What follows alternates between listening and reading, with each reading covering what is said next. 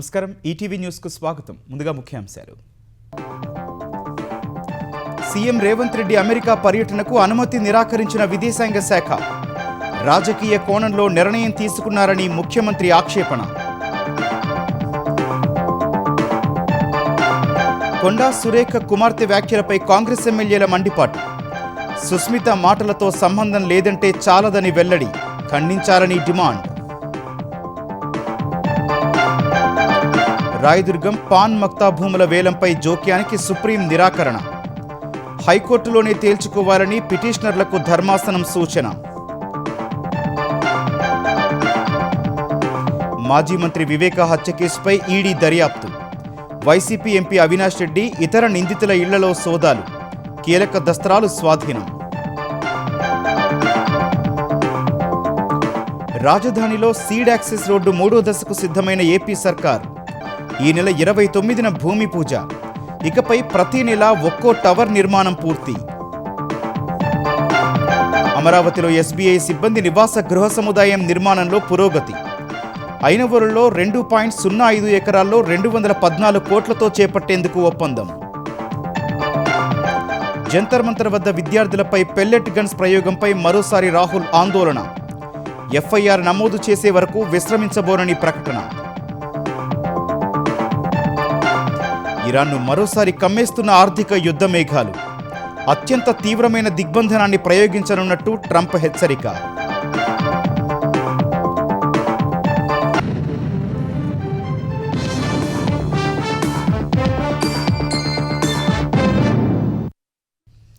ముఖ్యమంత్రి రేవంత్ రెడ్డి అమెరికా పర్యటనకు కేంద్రం అనుమతి నిరాకరించింది. విదేశాంగ శాఖ అనుమతి ఇవ్వకపోవడం వల్ల సీఎం తన పర్యటన రద్దు చేసుకున్నారు.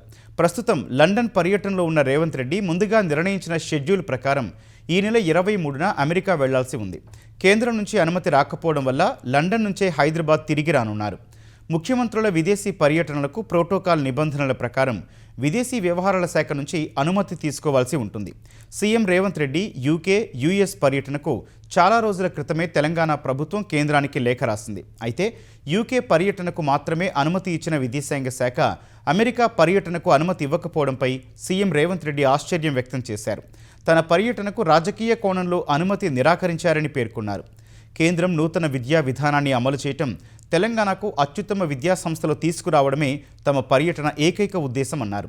తన విదేశీ పర్యటన వికసిత్ భారత్కు దోహదపడుతుందని భావించారని, దేశ నిర్మాణం కోసం రాజకీయాలకు అతీతంగా ఆలోచించారని నమ్ముతారని సీఎం ఓ ప్రకటనలో తెలిపారు. అమెరికా పర్యటన కొనసాగించాలని అధికారుల బృందానికి ఆదేశించిన సీఎం అన్ని ఎంఓయూలు యథాతథంగా చేసుకోవాలని, వర్సిటీలతో భాగస్వామ్య ఒప్పందాలను ఖరారు చేసుకోవాలని దిశానిర్దేశం చేశారు. లండన్ పర్యటనలో భాగంగా ఇవాళ రేపు ముఖ్యమంత్రి రేవంత్ రెడ్డి ప్రఖ్యాత విశ్వవిద్యాలయాలను సందర్శించనున్నారు. Oxford, Cambridge, London school of economics, London business school, university of లండన్తో పాటు ప్రముఖ క్రీడా శిక్షణ సంస్థలను సందర్శిస్తారు. రాష్ట్ర ప్రభుత్వంతో భాగస్వామ్యంపై అక్కడి అధికారులతో చర్చించనున్నారు. తెలంగాణ మంత్రి కొండా సురేఖ కుమార్తె సుస్మిత చేసిన వ్యాఖ్యలపై పలువురు కాంగ్రెస్ ఎమ్మెల్యేలు ఆగ్రహం వ్యక్తం చేశారు. ముఖ్యమంత్రిపై గౌరవం లేకుండా మాట్లాడటం సరికాదన్న ఎమ్మెల్యేలు ఎన్ని పార్టీలు మారి వచ్చినా మళ్లీ కాంగ్రెస్ పార్టీ మంత్రి పదవి ఇచ్చిందని గుర్తు చేశారు. సుస్మిత వ్యాఖ్యలతో తనకు ఎలాంటి సంబంధం లేదని కొండా సురేఖ చెప్పడం సరికాదన్న వారు అలాంటప్పుడు ఆ వ్యాఖ్యలను ఖండించాలని డిమాండ్ చేశారు. సుస్మిత చేసిన వ్యాఖ్యల వెనుక కొండా సురేఖ హస్తం ఉందని ఆరోపించారు. కొండా కుటుంబం భాష ఎప్పుడూ పార్టీకి తలనొప్పిగానే ఉందని విమర్శించారు. కొంతమంది నేతలు ఇష్టారీతిన చేసే వ్యాఖ్యలకు సీఎం రేవంత్ రెడ్డి, కాంగ్రెస్ ప్రభుత్వం మూల్యం చెల్లిస్తోందని ఆగ్రహం వ్యక్తం చేశారు. ఖచ్చితంగా పార్టీకి వ్యతిరేకంగా మాట్లాడిన వారిపై అధిష్టానం చర్యలు తీసుకోవాలని కోరారు. ముగ్గురు నలుగురు వాళ్ళ స్వార్థ రాజకీయాల కోసమో పదవుల కోసమో రోడ్ల మీద పడి వచ్చిరాని ఆరోపణలు చేసుకుంటా, నిరాధారమైన ఆరోపణలు చేసుకుంటూ, ముఖ్యమంత్రి గారిని టార్గెట్ చేసుకుంటూ ప్రతిపక్షాలకు అస్త్రాలు అందించే విధంగా వ్యవహరించటం అది మంచి పద్ధతి కాదు. ఓ కులాన్నో మతాన్నో అడ్డం పెట్టుకొని మేము ఏది చేసినా నడుస్తుంది అనుకుంటే అది పొరపాటు. వాళ్ళు తిరిగి 4 పార్టీలు తిరిగి వచ్చే వాళ్ళే మాట్లాడుతున్నారు. ఇవాళ సీఎంనే మేము చేసినాం, పీసీసీనే మేము చేసినాం. ఏంటి నువ్వు చేసింది? 12 నియోజకవర్గాలలో వరంగల్ జిల్లాలో 11 మెజార్టీ వచ్చింది పార్లమెంట్లో. నీ ఒక్క దగ్గర 9,000 ఎందుకు మైనస్ వచ్చింది? నోటికి ఏది వస్తుంది మాట్లాడుకుంటూ వదిలిపెడుతుంటే మాలాంటి కష్టపడి 54 కేసులు పొద్దుగా లేస్తే సంసారం సగం కోట్ల చేస్తారా మేము. అయినా మీకు మంత్రి పదవులు ఇచ్చి ఇది చేస్తే మీరు ఇచ్చే గౌరవం ఇదా? సంబంధం లేదని ఒక మాట అంటే అయిపోతుందా?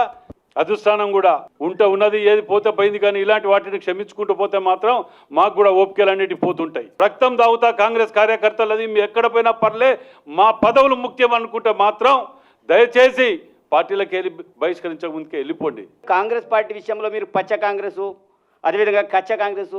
ఇక్కడ పచ్చ కాంగ్రెస్ ఏంటిది, కచ్చ కాంగ్రెస్ ఏంటిది అందరికీ తెలిసిన విషయమే. పార్టీలు ఎవరు ఎంతమంది మారినరు. ఈరోజు రాజగోపాల్ రెడ్డి గారు చేసే వ్యవహారం కూడా మంచిది కాదు. చిన్నారెడ్డి గారు ఈరోజు ఈ రాష్ట్రంలో ఒక క్రమశిక్షణ కమిటీ చైర్మన్గా వ్యవహరించారు. పార్టీలో విడంబోజు తప్పు చేసినా, ఎవరు తప్పు చేసినా, రోడ్డు మీద ఎవరు మాట్లాడినా కంపల్సరీ చర్యలు తీసుకోవాలి. మాజీ మంత్రి వివేకానందరెడ్డి హత్య కేసుకు సంబంధించి ఎన్ఫోర్స్మెంట్ డైరెక్టరేట్ దూకుడు పెంచింది. ఈ కేసులో రాజకీయ నేతల ప్రమేయం, మనీ లాండరింగ్పై దృష్టి పెట్టిన ఈడీ అధికారులు హైదరాబాద్, కడప జిల్లాలో మొత్తం 6 చోట్ల సోదాలు చేపట్టారు. హత్య కేసు దర్యాప్తులో వచ్చిన అంశాల ఆధారంగా మరో కేసు నమోదు చేసిన ఈడీ అధికారులు వివేకా హత్యకు ముందు 4 కోట్ల రూపాయలు చేతులు మారాయని గుర్తించినట్లు తెలిసింది. ఈ సొమ్ము నిందితులకు ఎవరిచ్చారు, దీని వెనుక ఎవరున్నారు అనే కోణంలో హైదరాబాద్లోని జోనల్ ఈడీ అధికారులు రంగంలోకి దిగారు. మొత్తం 5 బృందాలు హైదరాబాద్, కడప జిల్లాలో సోదాలు చేపట్టారు. ఉదయం పులివెందులలోని కడప ఎంపీ అవినాష్ రెడ్డి నివాసానికి వెళ్లి సోదాలు చేపట్టారు. వివిధ ఆస్తులకు సంబంధించిన డాక్యుమెంట్లను పరిశీలించారని అవినాష్ చిన్నాన్న మనోహర్ రెడ్డి తెలిపారు. అవినాష్ రెడ్డి ఇంట్లో కీలక డాక్యుమెంట్లను స్వాధీనం చేసుకుని 2 బ్యాగుల్లో తీసుకెళ్లినట్లు సమాచారం. వివేకా హత్య కేసు నిందితులైన సునీల్ యాదవ్, దేవిరెడ్డి శివశంకర్ రెడ్డి ఇళ్లలో తనిఖీలు చేశారు. తొండూరు మండలం టీ తుమ్మలపల్లిలో ఎర్రగంగిరెడ్డి నివాసంలోనూ తనిఖీలు చేపట్టారు. కేసు నిందితుల్లో ఒకరైన దేవిరెడ్డి శివశంకర్ రెడ్డి కుమారుడు డాక్టర్ చైతన్యరెడ్డిని విచారించారు. దేవిరెడ్డి శివశంకర్ రెడ్డి ఇంట్లో అధికారులు కీలక పత్రాలు స్వాధీనం చేసుకున్నట్లు సమాచారం. హైదరాబాద్ కోకాపేట్లోని ఓపెన్ స్కైస్లో వైసీపీ ఎంపీ అవినాష్ రెడ్డి నివాసంలో ఈడీ జోనల్ అధికారులు తనిఖీలు చేస్తున్నారు. రాజధాని అమరావతిలో ఎస్బీఐ సిబ్బంది నివాస గృహ సముదాయం నిర్మాణానికి ముందడుగు పడింది. ఐనవోలు పరిధిలో 2.05 ఎకరాల్లో 214 కోట్లతో నిర్మించనున్న ఈ సముదాయానికి ఎస్బీఐ, సిఆర్డీఏ మధ్య భూ ఒప్పందం పూర్తయింది. 4.46 లక్షల చదరపడుగుల బిల్టప్ ఏరియా వచ్చేలా ఎస్బీఐ నిర్మాణం చేపట్టనుంది. 2027 జూన్లో పనులు ప్రారంభించి 2028లోపు పూర్తి చేయాలని ఎస్బీఐ లక్ష్యంగా పెట్టుకుంది. అమరావతిని జాతీయ స్థాయి ఆర్థిక పరిపాలనా కేంద్రంగా బలోపేతం చేసే దిశగా ఈ ఒప్పందం కీలక ముందడుగని అధికారులు వెల్లడించారు. రాజధాని అమరావతిలో సీడ్ యాక్సెస్ రహదారి 3వ దశ పనులను ఈ నెల 29న ప్రారంభిస్తామని ఆంధ్రప్రదేశ్ పురపాలక శాఖ మంత్రి నారాయణ చెప్పారు. గుంటూరు జిల్లా తుళ్లూరులో 100 ఏళ్ల చరిత్ర కలిగిన శ్రీ రామలింగేశ్వర స్వామి, శ్రీ బాలకోటేశ్వర స్వామి ఆలయ పునర్నిర్మాణ పనుల్లో మంత్రి పాల్గొని స్వామివారికి ప్రత్యేక పూజలు నిర్వహించారు. గతంలో అమరావతి పరిరక్షణ కోసం ఈ ఆలయం నుంచి రైతులు చేపట్టిన పాదయాత్ర విజయవంతమైందని మంత్రి చెప్పారు. రాజధాని నిర్మాణంలో భాగంగా ప్రస్తుతం inner ring road, railway line నిర్మాణంపై దృష్టి సారించామని, తర్వాత విమానాశ్రయం నిర్మాణంపై నిర్ణయం తీసుకుంటామని మంత్రి చెప్పారు. ఇకపై ప్రతి నెల ఒక్కో టవర్ నిర్మాణం పూర్తి చేస్తామని మంత్రి వెల్లడించారు. మొన్న సీడాక్స్ రోడ్ ఇనాగరేషన్ చేసాం. అయితే ఎమ్మెల్యే క్వార్టర్స్ కూడా పూర్తయినాయి, ఎమ్మెల్సీ కూడా 3 టవర్లు పూర్తయినాయి. ఐఏఎస్లు కూడా నెక్స్ట్ మంత్ హ్యాండ్ ఓవర్ చేస్తున్నాం. ఎవ్రీ మంత్ కొన్ని టవర్లు హ్యాండ్ ఓవర్ చేసేట్టుగా డిసైడ్ కూడా చేసే విధంగా ఎంతో వేగవంతంగా జరుగుతుంది. ఈ యొక్క దీనికోసం ఏదైతే అమరావతి రాజధాని కోసం పోరాడిన రైతు సోదరులందరినీ ఈ సందర్భంగా నేను మరొకసారి వాళ్ళందరినీ అభినందిస్తూ వాళ్ళందరూ కూడా ధన్యవాదాలు తెలియజేస్తున్నాను. ఎందుకంటే ల్యాండ్ పూలింగ్ చేసిన దాంట్లో మేజర్గా నేనే ఇక్కడ పార్టిసిపేట్ చేసింది. అందువల్ల వీళ్ళందరితో నాకు అనుభవం ఉంది. ఎందుకంటే ఉదయం నుంచి రాత్రి దాకా చేశాను. ఒకరింట్లో బ్రేక్ఫాస్ట్ చేసేవాడిని, ఒకరింట్లో లంచ్, ఒకరింట్లో సాయంకాలం స్నాక్స్, ఇంకోరింట్లో డిన్నర్. ఏది మర్చిపోకూడదు, గతాన్ని మనం ఎప్పుడు మర్చిపోకూడదు. అలాంటి అనుబంధం ఉండేవాడిని. కాబట్టి వీళ్ళందరి యొక్క ఏ ఉద్దేశంతో అయితే రాజధానికి ఇచ్చారో ల్యాండ్స్, ఆ ఉద్దేశం నెరవేరాలని ఆ భగవంతుడిని మనస్ఫూర్తిగా కోరుకుంటున్నాను. ఇంటర్నేషనల్ స్పోర్ట్స్ సిటీ కూడా త్వరలో ల్యాండ్ తీసుకుంటాము. ఈ యొక్క ఇన్నర్ రింగ్ రోడ్డు తర్వాత ఈ యొక్క స్పోర్ట్స్ సిటీ ఈ ప్రాసెస్ అయిన తర్వాత నెక్స్ట్ ఎయిర్పోర్ట్ జోలికి సీడ్ యాక్సెస్ ఏదైతే నేషనల్ హైవే కలిసేది ఉందో దాన్ని నిన్నే వాళ్ళందరితో డిస్కస్ చేశాను. రేపు శనివారం కాకుండా నెక్స్ట్ శనివారం నుంచి వాళ్ళు ఫైల్స్ మొదలు పెడతారు. 12 మిషన్లు పెట్టాలని చెప్పి ఆదేశించాను. వాళ్ళు 6 పెడతామంటే 6 కాదు, మీరు 12 పెట్టాలన్నాను. కాబట్టి రేపు శనివారం కాకుండా అవతల శనివారం నుంచి గ్రౌండ్లో వర్క్ స్టార్ట్ చేస్తారు. జనసేన సంస్థాగత కమిటీల నియామకానికి మరికొంత సమయం పడుతుందని ఆ పార్టీ కేంద్ర కార్యాలయం తెలిపింది. క్షేత్రస్థాయిలో పార్టీని మరింత బలోపేతం చేయడంలో భాగంగా సంస్థాగత నిర్మాణంపై అధ్యక్షులు పవన్ కళ్యాణ్ దృష్టి సారించారు. పార్టీ నిర్మాణ సారథులు సమాచార సేకరణ కమిటీల ద్వారా సేకరించిన దరఖాస్తులను పవన్ నియమించిన కమిటీ సభ్యులు కొద్ది రోజులుగా పరిశీలిస్తున్నారు. మంగళగిరిలోని జనసేన కార్యాలయంలో స్క్రీనింగ్ కమిటీ సభ్యులతో పవన్ చర్చించారు. పార్లమెంటు స్థాయి నుంచి పంచాయతీ స్థాయి వరకు వచ్చిన 36,000కు పైగా దరఖాస్తులను వడపోసి కమిటీ ఓ జాబితా రూపొందించింది. ఆ జాబితాలో కొన్ని మార్పులు చేయాల్సిన అవసరం ఉందని పవన్ భావిస్తున్నారు. కేవలం దరఖాస్తు ఆధారంగానే కాకుండా క్షేత్రస్థాయిలో పార్టీ కోసం పనిచేసిన వారికి ప్రాధాన్యం ఇచ్చేలా జాబితా రూపొందించాలని సూచించారు. ఆ ప్రకారం ప్రతి దరఖాస్తును లోతుగా పరిశీలించి మరోసారి జాబితా సిద్ధం చేయాలని ఆదేశించారు. ఢిల్లీలోని పార్లమెంటు పోలీస్ స్టేషన్ వద్ద ఉద్రిక్త వాతావరణం నెలకొంది. గత నెలలో జంతర్ మంతర్ వద్ద విద్యార్థులపై పెల్లెట్ గన్స్తో కాల్పులు జరిపారనే ఆరోపణలపై లోక్సభలో ప్రతిపక్ష నేత రాహుల్ గాంధీ ధర్నాకు దిగారు.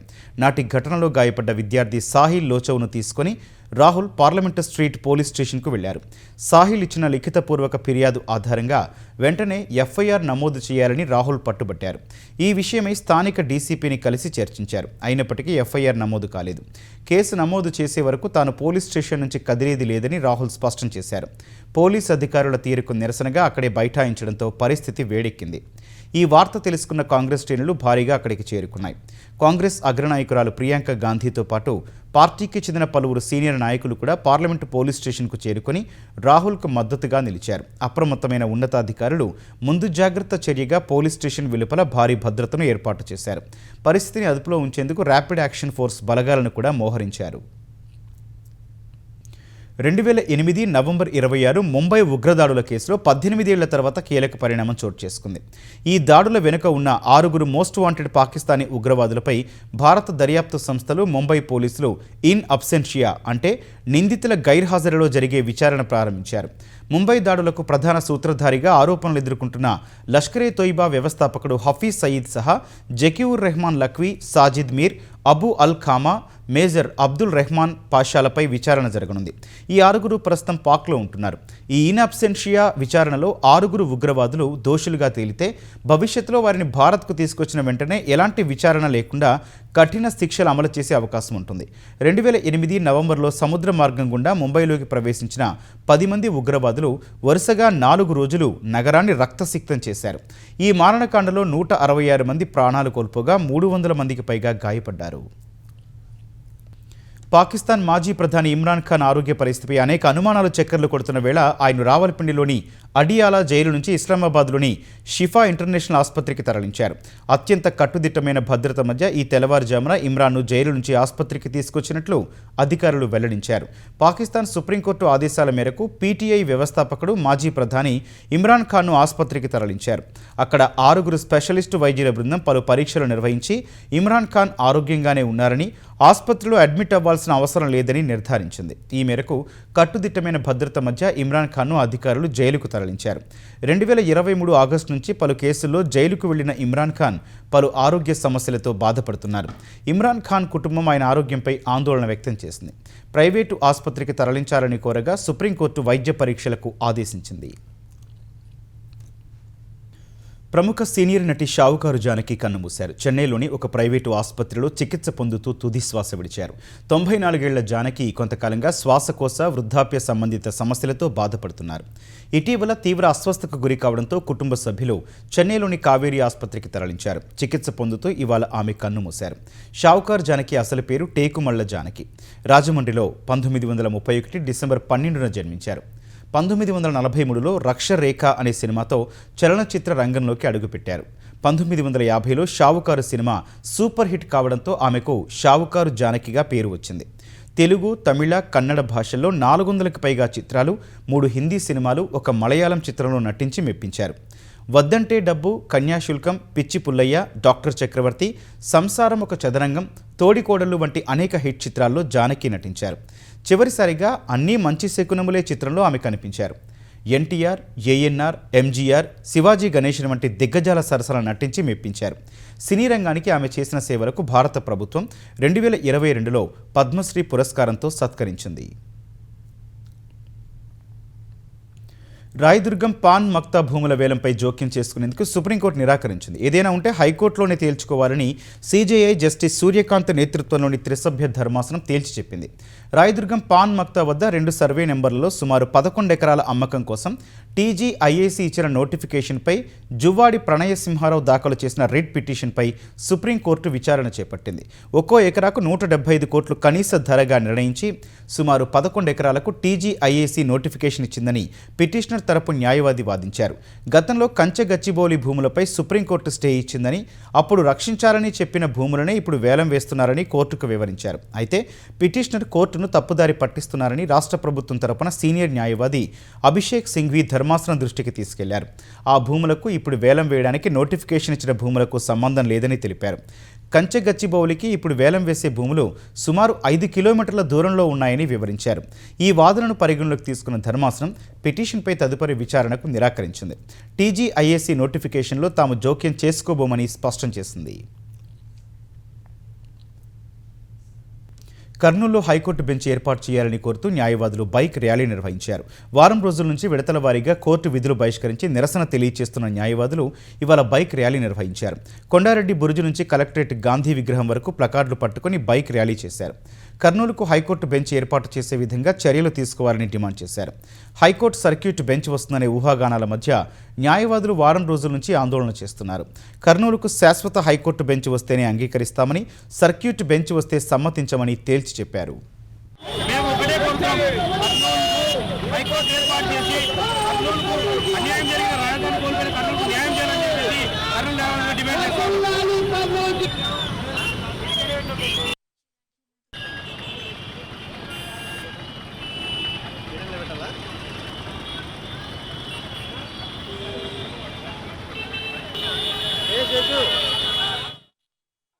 శ్రీశైలం దేవస్థానం చీఫ్ సెక్యూరిటీ ఆఫీసర్ బి శ్రీనివాసరావును విధుల నుంచి శాశ్వతంగా తొలగించారు.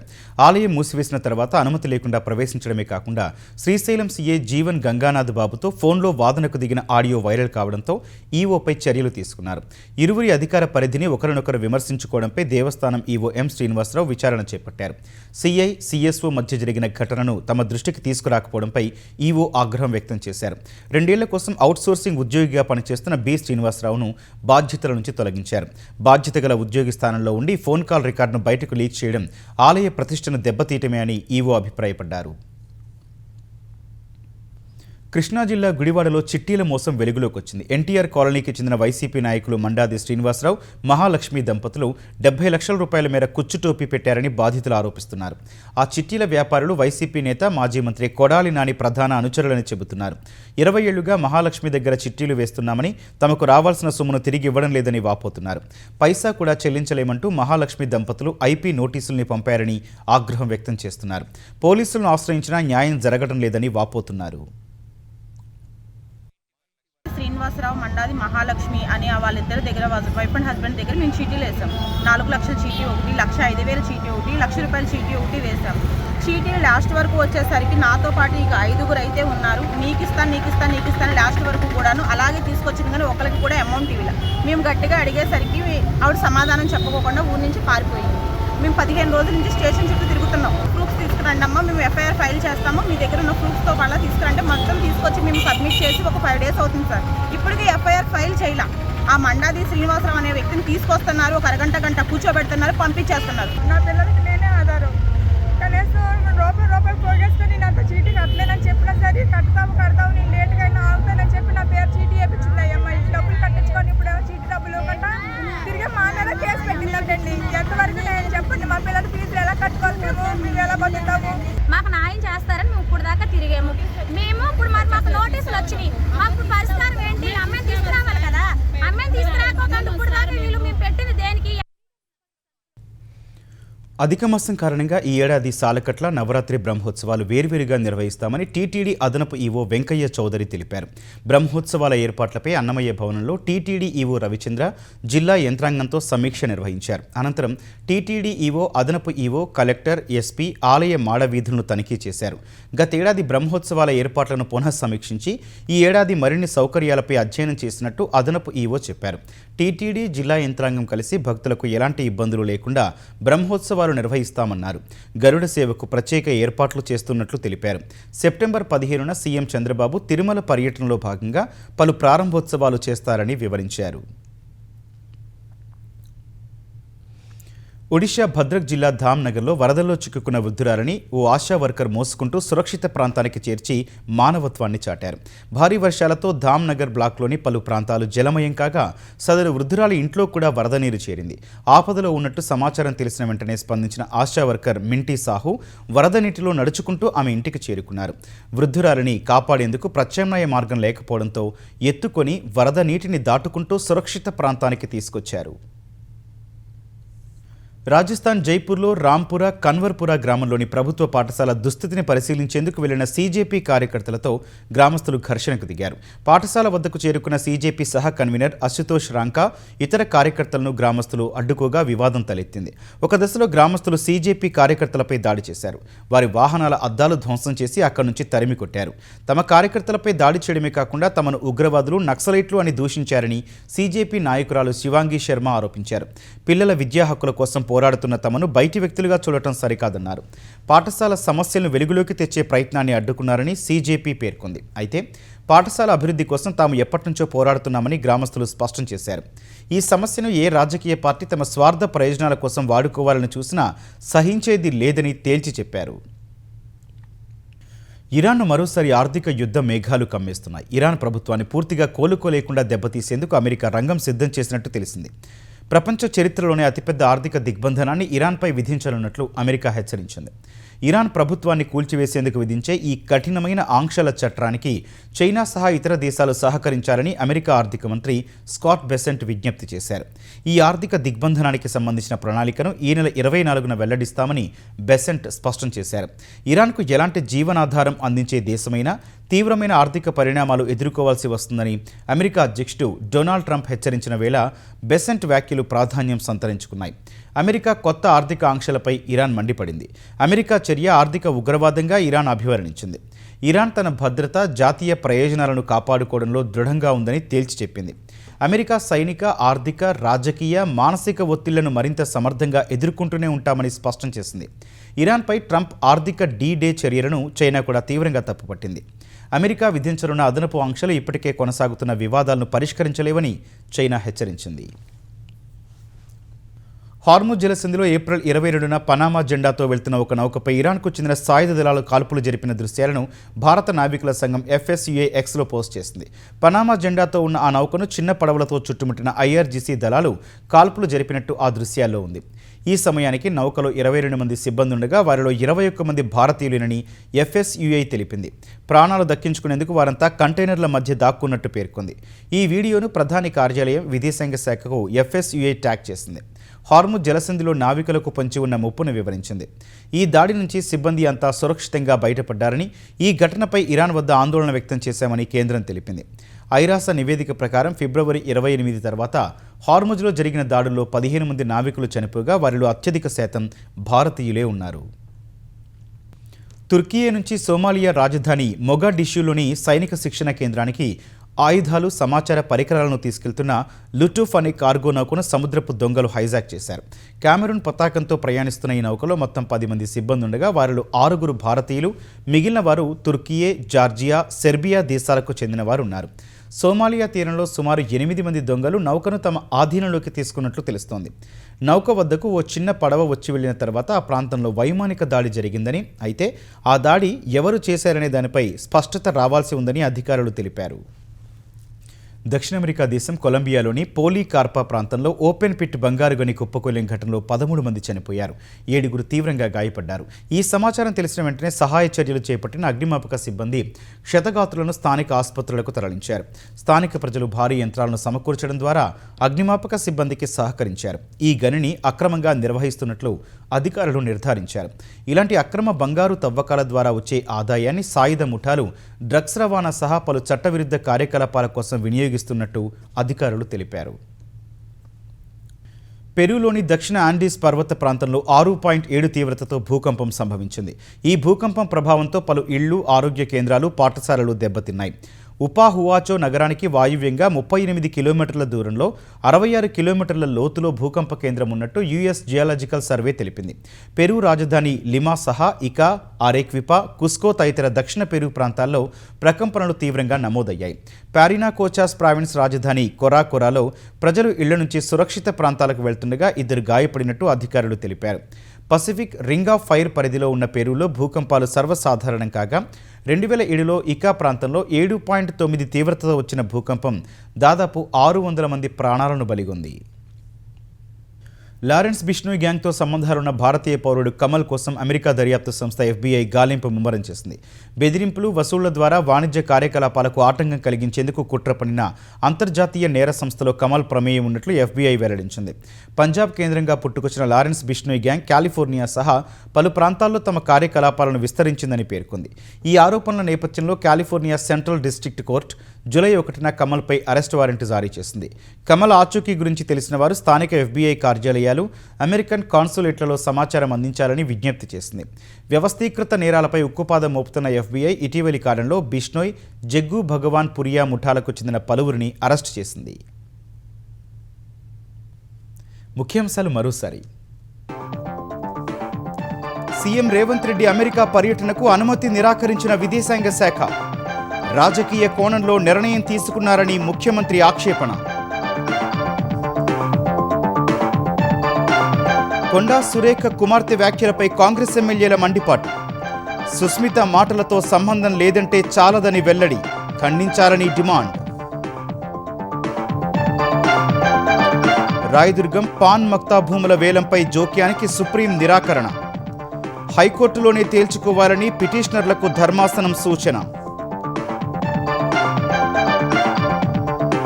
మాజీ మంత్రి వివేకా హత్య కేసుపై ఈడీ దర్యాప్తు. వైసీపీ ఎంపీ అవినాష్ రెడ్డి, ఇతర నిందితుల ఇళ్లలో సోదాలు. కీలక దస్త్రాలు స్వాధీనం. రాజధానిలో సీడ్ యాక్సెస్ రోడ్డు 3వ దశకు సిద్ధమైన ఏపీ సర్కార్. ఈ నెల 29న భూమి పూజ. ఇకపై ప్రతి నెల ఒక్కో టవర్ నిర్మాణం పూర్తి. అమరావతిలో SBI సిబ్బంది నివాస గృహ సముదాయం నిర్మాణంలో పురోగతి. ఐనవోలులో 2.05 ఎకరాల్లో 214 కోట్లతో చేపట్టేందుకు ఒప్పందం. జంతర్ మంతర్ వద్ద విద్యార్థులపై పెల్లెట్ గన్స్ ప్రయోగంపై మరోసారి రాహుల్ ఆందోళన. FIR నమోదు చేసే వరకు విశ్రమించబోనని ప్రకటన. ఇరాన్ను మరోసారి కమ్మేస్తున్న ఆర్థిక యుద్ధ మేఘాలు. అత్యంత తీవ్రమైన దిగ్బంధనాన్ని ప్రయోగించనున్నట్టు ట్రంప్ హెచ్చరిక.